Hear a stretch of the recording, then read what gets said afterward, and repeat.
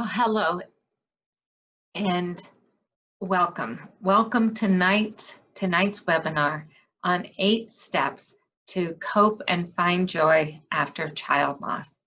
First of all, I want to say that I am so sorry that you are here, or more, the reason that you are here. You're here because you've lost a child, you're grieving, you're hurting, and you want some help in being able to move through the process.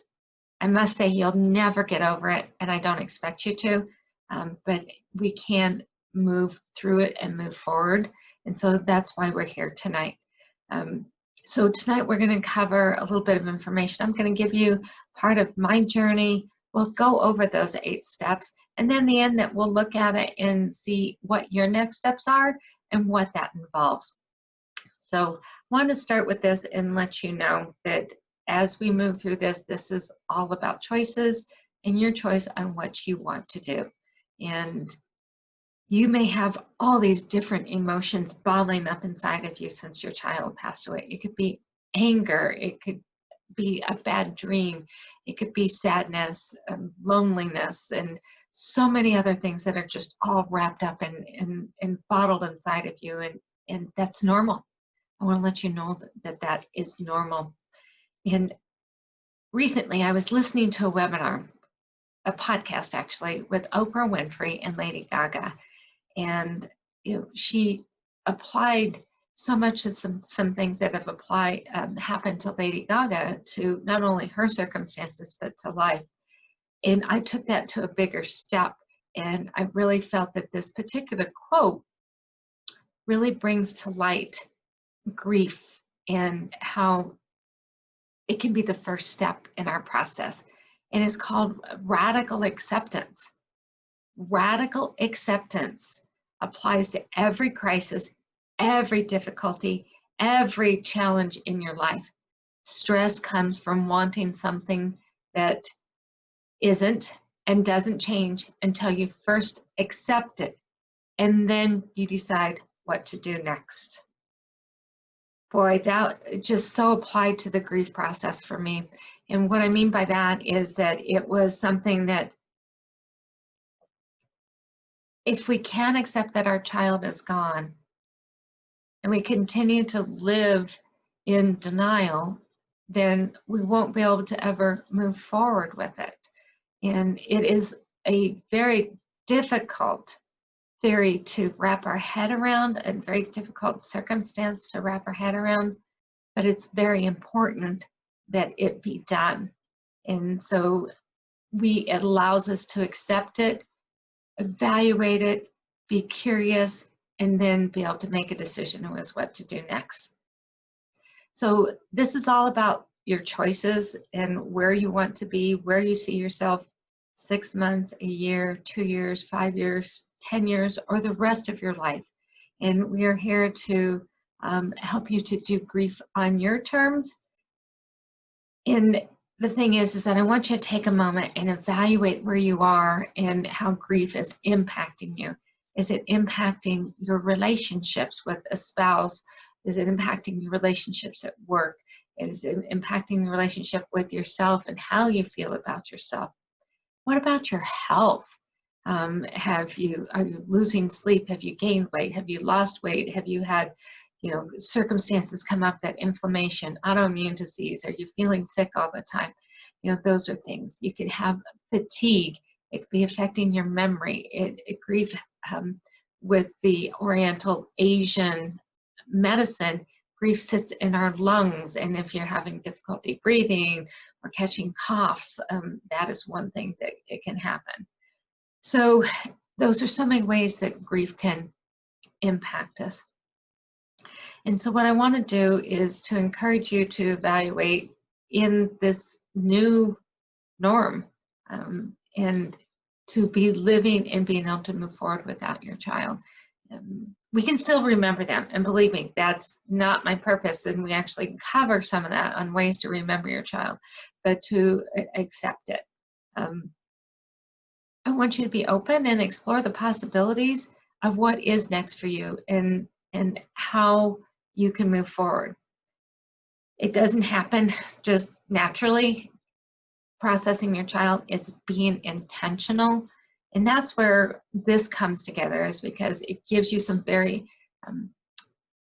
important tools that you can use to be able to process and be intentional about your healing. So sharing a little bit about myself. My name is Peggy Green, and I live in Highlands Ranch, Colorado. And I have actually had 2 children pass away. One was 29 years ago. Her name is Courtney, and she passed away in an in-home daycare accident. And the phone call that I received, I was across town, I was working at the airport, and the call said, "You need to come to the hospital right away. Something's wrong with Courtney." And I was encouraged to have a coworker drive me, and I couldn't get a hold of Courtney's dad at the time. Cell phones weren't around, so I called my parents and asked them to meet me. And it was a drive like nothing else, rush hour traffic. My friend drove me down the side of the highway. He drove through stoplights. He waved traffic out of our way just in an effort to get us to the hospital. And as soon as I got to the hospital, after a harrowing, longer than imagined drive, my father and another gentleman were standing in the driveway of the emergency room. When I got close enough to read the name tag on the gentleman, it said chaplain. And I knew immediately that Courtney was dead. And my dad confirmed my worst fears. We were then whisked away to a private room with my mother and my dad and myself, and waited until Courtney's father got there. And then we were allowed to go see her only after I begged and pleaded, because I was told that it wouldn't be pretty, it would be ugly, and it was. But I knew that I had to see her because it was so important for me to grasp that. And it was just horrible. And I even remember shouting at her. I didn't touch her, but I shouted at her, "Courtney, Courtney, wake up." And that was such an insane moment. But understand that those moments, they're not always logical, that they'll come up. So that was my first child, Courtney. She was only 9 months old. My second child was just 18 months ago, and that was Connor. And again, it was a phone call, a Friday afternoon in rush hour traffic. And my oldest daughter, she called me, and I heard her saying something like, "Oh yeah, he's been sick lately." And I called into the phone, called and called, "Brittany, Brittany, Brittany, Brittany." And she didn't answer, so I hung up and I called her on another phone number. And when she answered, she told me, "Mom, this is the hardest thing I've ever will tell you, but Connor is dead." I was in shock. I yelled out to God and said, "Why? Why, God? Oh, why, God? Oh, why?" I couldn't understand it. It wasn't fair. So you see, I understand. I've been through it twice. I've also experienced other family losses. My father and my sister, they both passed away shortly after stressful life events from cancer. It surfaced. They fought it, but they didn't win. My mom has passed away. I've lost a niece. And I'm so determined that I'm going to keep healthy, and that I have 2 daughters to live for and a grandson now. I have a purpose. It's so important for me. I am a survivor. I'm resilient. I am optimistic. And that's why I'm here, and that's to help you as you process and move through your journey. I have been able to focus on a purpose to live. I mentioned my girls and my grandson, and also helping others in their loss journey. I've written a book, Life After Child Loss, and it's here that I'm able to put into words the tools and techniques that I've used to be able to process and move through my losses, my multiple losses. I've been blessed with answers to my questions from my higher power. I attended Al-Anon because my ex-husband was and is an alcoholic, and I attended that, and I learned so much and in these tools in helping me to get through life's challenges. I know I didn't cause things, I didn't cure them, and I can't control them. So that applies to our grief process. I couldn't cure my dad and my sister. I didn't control what happened in my daughter's life. I didn't control my son taking his own life. But I've been blessed with these answers. And had I not had that, I would be in a different place. I also want to share that it takes a lot from my heart for me to share this, but I've taken some personal growth and discovered that Brene Brown, who does a lot of personal growth, I've been part of several of her personal growth programs, and to be vulnerable and have the courage to speak out and share with others. So this is part of my journey. And one of the things I want to encourage you to even think about as you're listening to this and looking at what the next steps are is, remember when you board an airplane and the flight attendants go through all the instructions, they say, in the event that the mask drop, the air oxygen drops, put it on yourself first, and then you can help others. Their point is that if you're on the ground passed out, you can't help others. That's the same way with your grief. You need to be able to take care of yourself. And this is just such a beginning. Put on that oxygen mask and help yourself first. Be proactive with your steps and in your self-care. And that includes mentally and exercise and sleep and nutrition and water and taking care of your thoughts. So what I want to share now is the framework for regaining joy. It's those steps that we're taking. And it's offering a framework to use. Okay? Let you know that I'm starting here with the ones that I found to be easier, that are tried and true, that I've used for such a long time. And it's a great place for you to start. Now, each one of these steps is not linear. It's not from A to B, B to C. You may go from A to F and back to C and back and forth. You may use them simultaneously. There's no right way to use them. Use them in the order, but just learn what they are and being open to that. And so those steps include journaling, finding your support system, finding your higher power, talking about your child, that elephant in the room that they can become. Talk about your child's belongings, how to deal with memorials and birthdays, and how to take care of yourself, self-care, and even looking at personal growth. Each step, it can vary. Use them though. The journey will not be easy, I can guarantee that, but you can have hope after going through these steps of being able to have tools to use in different circumstances. Discover your purpose to move forward. Who is that for? And it can be for you. Most absolutely, it can and should be for you. So I want to go ahead and launch into our first step. And our first step is actually journaling.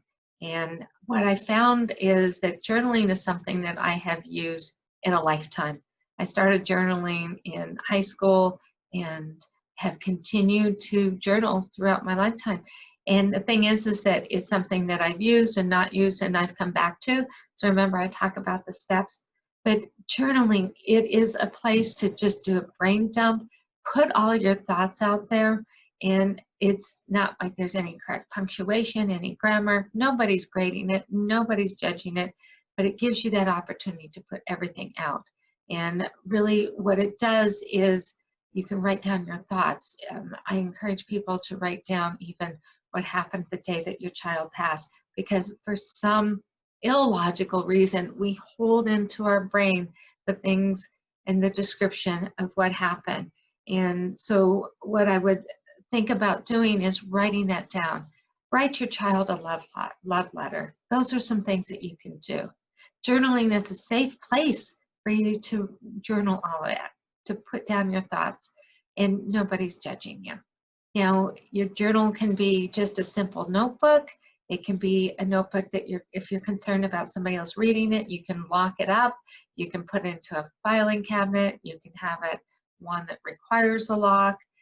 There's so many different things that you can do. And one of the things I even encourage you to do is to date it, and you can go back and revisit your entries, and I really recommend that you do, because you can see what your thoughts are and how things have changed and progressed. And most people see that progression, that they're coming out of things, that they may have more positive thoughts. Now the thing is that there's two types of grief, and one is normal grief, and then there's one that's complicated grief. And what that is those who are in complicated grief have depression, suicidal thoughts, and cannot function at all, can't get out of bed, cry 24/7. That's more of a complicated grief, but you may not see that in yourself until you write it down and evaluate your own thoughts. So it's a good way to really measure your progress and see your progress. And when they're in the middle of it, we don't always see that.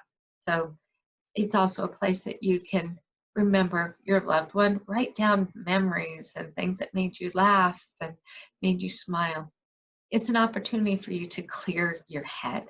I just love journaling. I've picked it up again the day after my son passed away. I hadn't been journaling for a while, but I definitely see progress in my thoughts. So our next step is to find your tribe. And finding your tribe is finding those people who you know you can count on for support. In this loss journey with children, it is a difficult journey, and people find it very difficult to speak to you. They don't know how to speak to you. They don't know how to help you. So finding those people that are going to give you that direct support. So where do you find that community? You may find that community at church. You may bond with another mother who's lost a child. This is a great place to do some bonding. And where I found some bonding, I had so many resources. I mentioned the Brené Brown.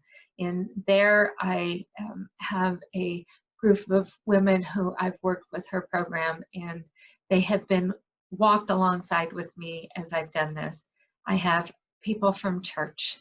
I have people from my Juice Plus community, which is amazing. It's I received a phone call from our corporate office expressing their condolences.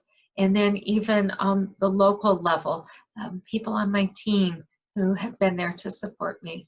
And then I've even had some friends that have been friends for such a long time that they've been through this twice with me as well.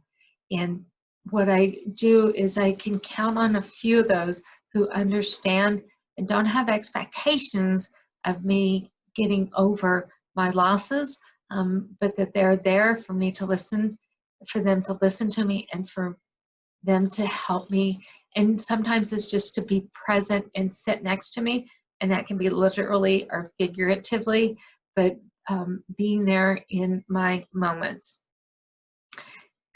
One of the things too is that as we process this, I know I found that I was more empathetic with other mothers who have lost children.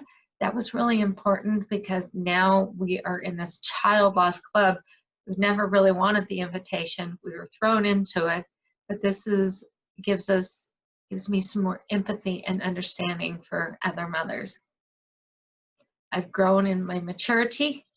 I definitely feel much stronger in the way I respond to things, and learning how to give back in these tough times has been important. One of my mentors, he said that in times of difficulty, instead of focusing inward on our problems, to give back and give outward, that actually can be very helpful. And giving back to other people actually increases the good endorphins, the feel-good endorphins. And it's just a natural way to help others. And we can mourn with others. And when we find our tribe, we also prevent isolation. It's could be very easy to stay curled up in a ball, crying on the couch all day. But when you have others that you can call upon, they can come over and sit with you. They can have you join them for coffee, a walk, come to their home, someplace that you feel safe and loved.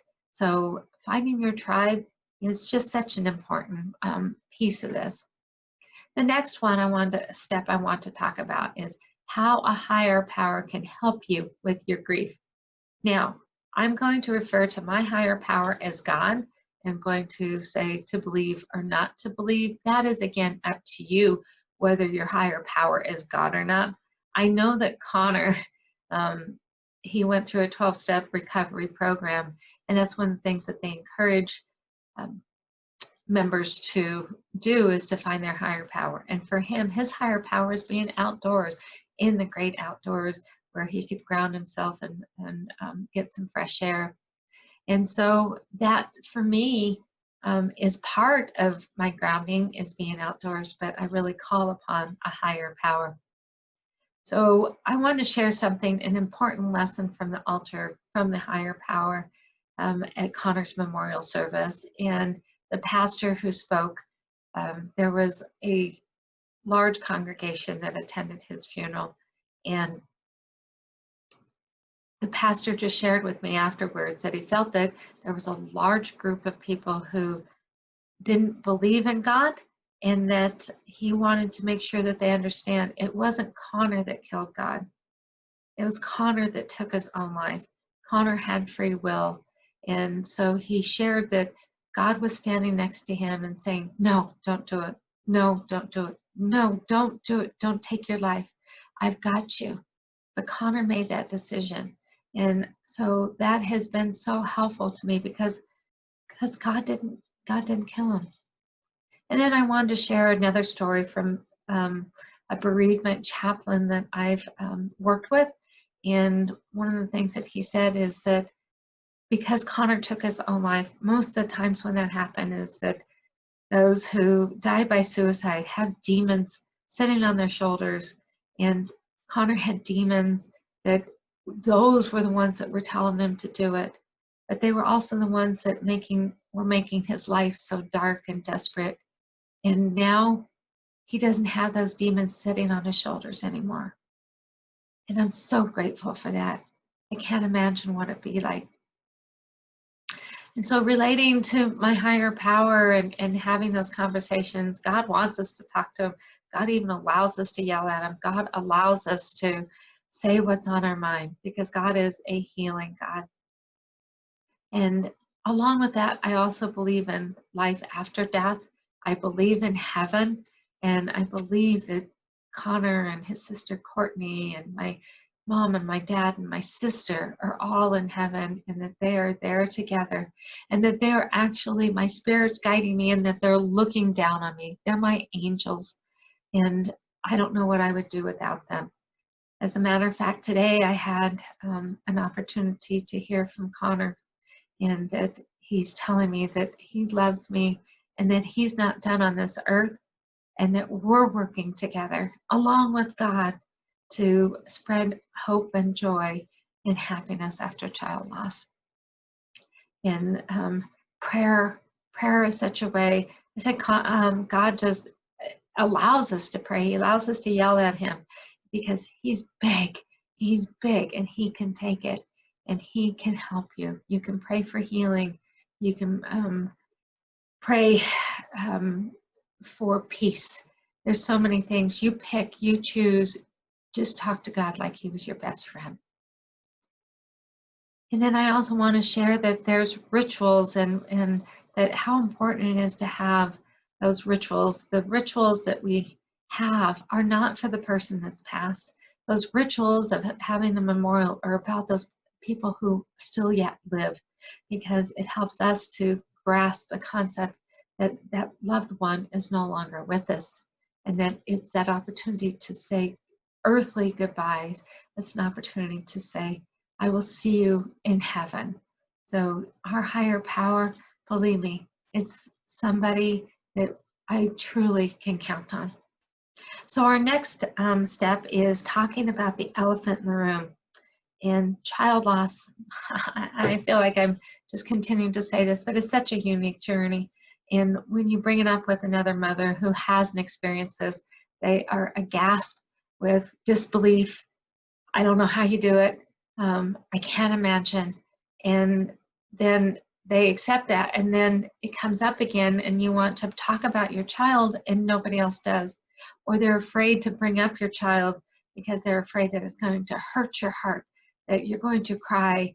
And you may, and I think you most likely will. And the thing is that you may cry, but that's okay. That is part of the grief process. I want to share one of the stories on that elephant in the room. My youngest one, or oldest one, Courtney, at Christmas time, we went over to the grandparents' house on her dad's side, and Grandma had a little apple tree with little ornaments in it with Courtney's name. And by this time, I had Brittany and Connor, and when we went over there, Grandma would take Courtney's apple off the tree. She was afraid that Connor and Brittany would ask questions because the cousins knew, but my kids never did know yet. And it's because their dad didn't want to talk about her. He didn't want to share.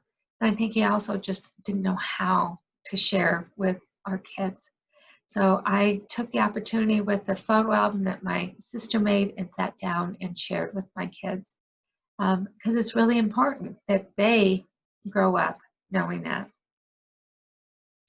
And I'm not sure how your child has passed away, but suicide couples on top of child loss. And so many people think that it's shameful and that I should be taking responsibility for what my son did. And that's not the case. I want to let you know that it is not, and he made those choices with his own free will. So other things that you may want to do in talking about that elephant in the room, if we talk about the tribe, is get a few of those very special people that you feel comfortable talking with, and that those are the ones that you can count on. I would say 2 to 3 people. You may also, this group is really good, and you may find multiple resources work for you, such as with a professional. Talking has been huge for me, and it has helped me tremendously. And what I would also say is to teach those that are close to you on how to help you. I had somebody today who I had just met and was asking questions and curious, and she started to ask a question and said, no, I don't want to ask you. I don't want to upset you. And I asked her if I could make a suggestion, and she said yes. And I said, ask the person if you can ask questions. I think that is one way to be able to do this. Okay. And so that was very helpful to her. So you can teach others on how to help you. Now, how to deal with loved ones and belongings and creating a memorial gets a little bit more entangled, and that is our next step. I cleaned out Connor's room. He was living in a house with some roommates, and he wasn't a big materialistic guy. He had his bed, he had his side table, he had his TV, he had his Xbox, and you know, he was a skateboarder, and he had a hobby of playing hockey, and he had a chest full of clothes and clothes in the closet. And to me, it was really important that I clear that room, clear that space as soon as possible for his roommates. And so we went over, the girls and I, and my brother was there, and we gave away his tie-dye t-shirts to his roommates. We kept some of those shirts for ourselves because by now we knew that we were going to have a memorial service on a Friday for Tie-Dye Friday. And then the rest of those things got packed up and put into a bag and taken to my closet. I was able to do that, but it took me a good year before I was able to do anything else with it. And when that happened, I was able to give away his extra t-shirts in bags that are made for the homeless, self-care bags. And so I know that those clothes went to a good purpose, which is really nice. And the thing is that you may want help on deciding how you want to remember your child. You may enlist the help of a family member or a friend.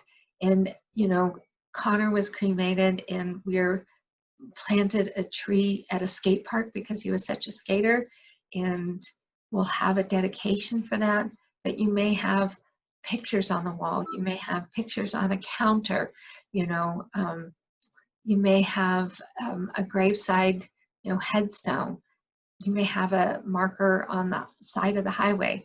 There's so many ways I've seen, necklaces made. This is a necklace that was gifted to me, or seen quilts made, or pictures. So it's the best way that works for you in helping you to remember your child. It helps with closure, it helps with remembering your child, and let the siblings decide what works for them as well.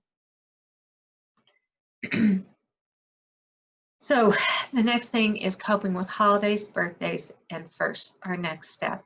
And, the thing is that equipping ourselves with the tools and resources for these is because these days happen every 365 days. The only things that don't happen, again, are the first. But then we have seconds and thirds and fourths.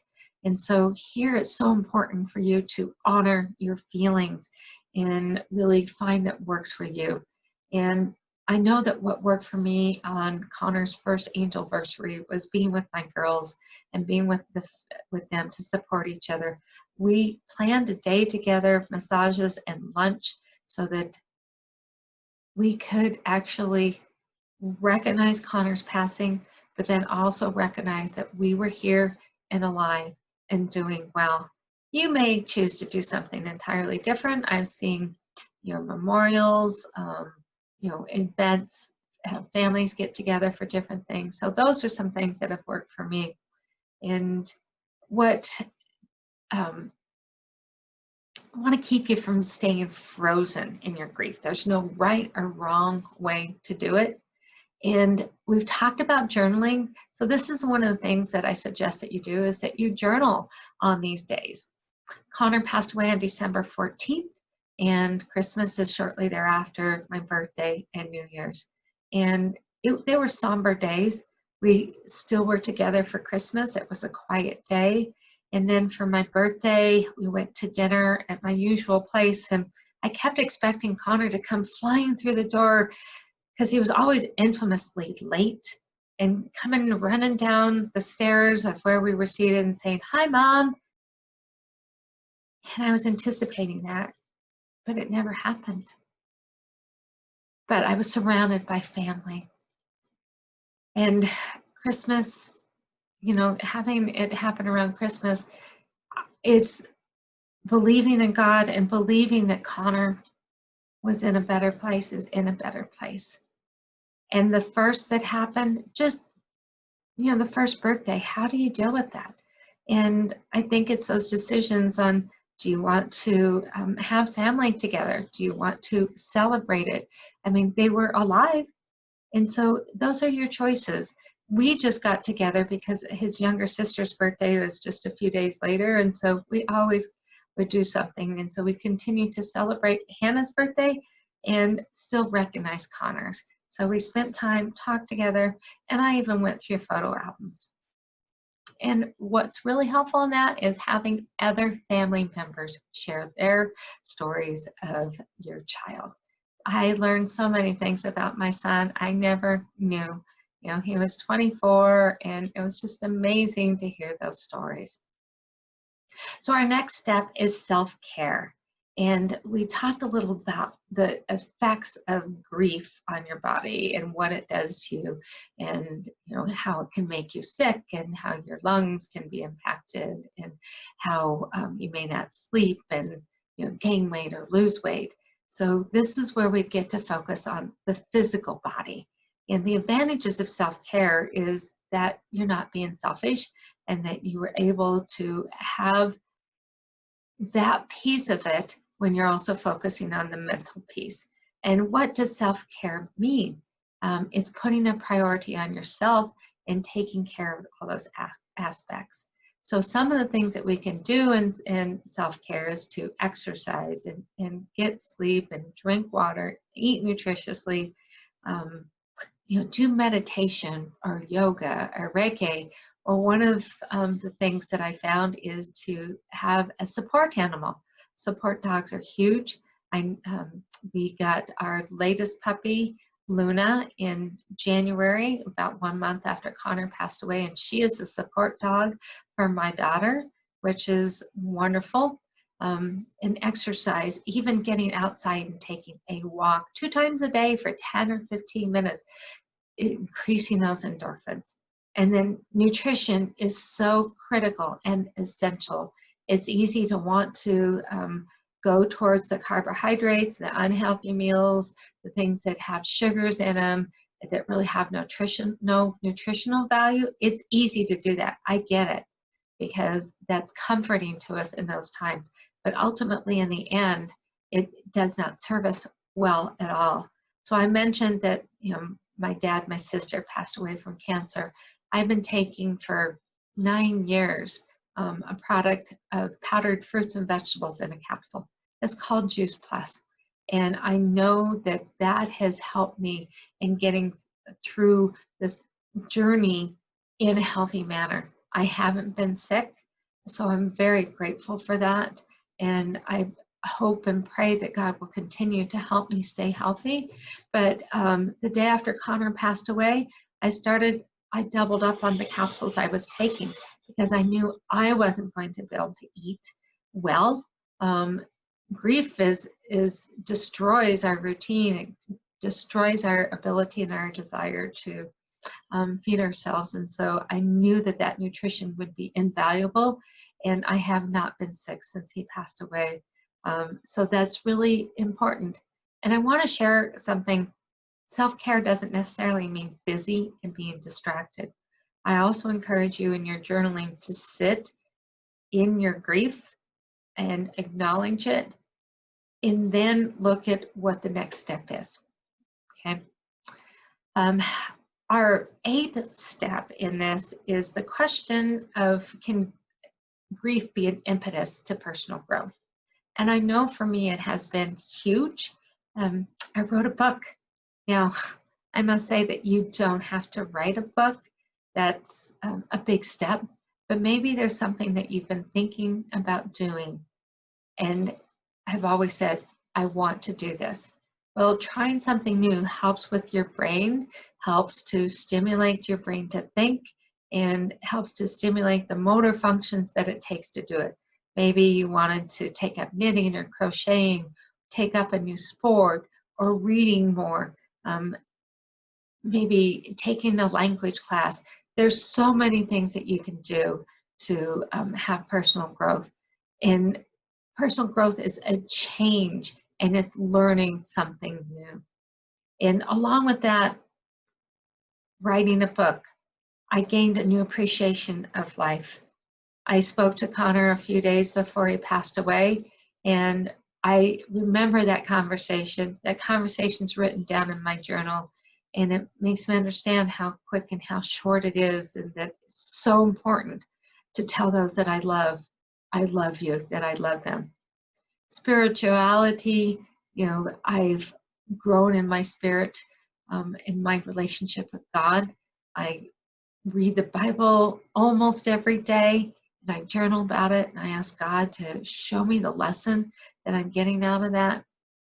And also, learning something new can be the opportunity to empower yourself. When we challenge ourselves and then are victorious over it, that then can translate into other things that we hear, see, and feel, and how we respond.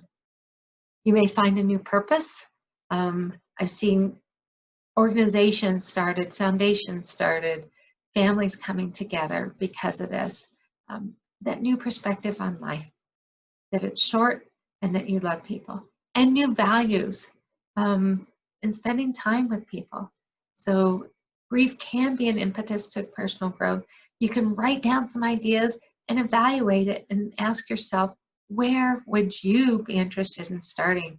Start with something that you feel comfortable with and that you feel that you will be successful at. So I want to say, in conclusion, that this is a grief journey. It is tough. You will face obstacles, I can guarantee it.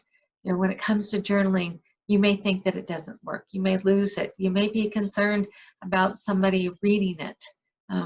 Those are all possibilities.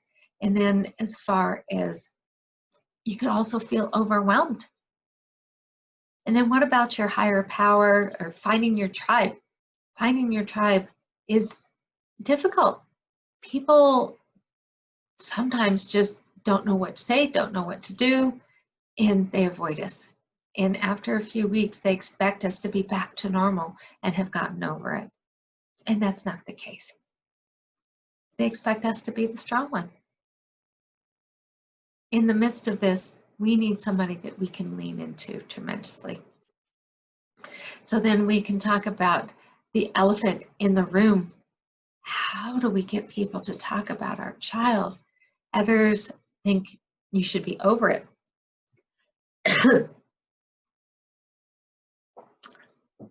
They don't understand. They don't know our grief. And difficult for them to talk about your child.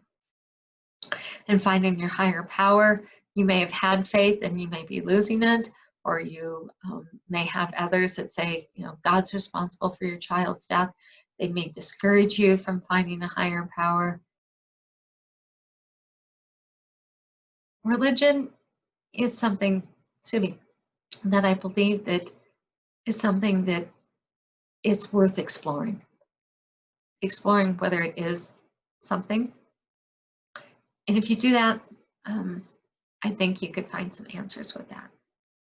And how to remember your child and creating those memorials, and what's right for you, what's right for the family. That can be such a challenge as well. Holidays and birthdays, well, they come around 365 days. And without some sort of plan and action, some prevention, we can be destroyed by them. We can anticipate them and relive the horrors and the tragedies. That doesn't serve us. We need to find something that's going to work better for us. Personal growth, well, you may not know where you want to start. There's so many options. I did it by writing a book. And then self-care. How do you start? You know, what's your background? What's the right thing to do? So when it's the lost journey, it's never over, it's never ending. Grief is continuous. And so asking if this is the time for you to be asking for help in moving forward, help and assistance in deciding what your next steps are. I am now an empath. I get it even more so the second time around. I'm an author. I am Superwoman. I never thought of myself as an author or a Superwoman, but I've been able to put one foot in front of the other. I'm blessed to make it. I'm blessed that I am processing and surviving the loss of my family, the loss of my children. I am so blessed to be able to do that. I'm blessed to be here and that you are listening to me and that I can help you. There is hope. You just have to grasp onto that rope, and that's something that we are offering here. You know, so take one small step. I want to ask you, if this is something that is of interest to you, then let's go ahead and get you on my calendar and we can chat and determine if this is really the next step in helping you and walking alongside with you in your lost journey. I would be honored, and it's a 45-minute consultation. We'll really just take a look at it and see what your next steps are.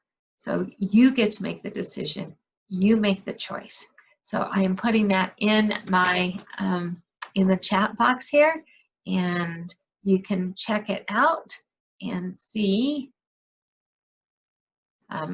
where you can get onto my calendar for a 45-minute consultation. So we'll move that down over here. And I want to say thank you for attending tonight. Again, I'm so sorry for your loss and the reason that you are here. It is difficult, but there is hope. You can find joy and have the tools and resources to be able to cope.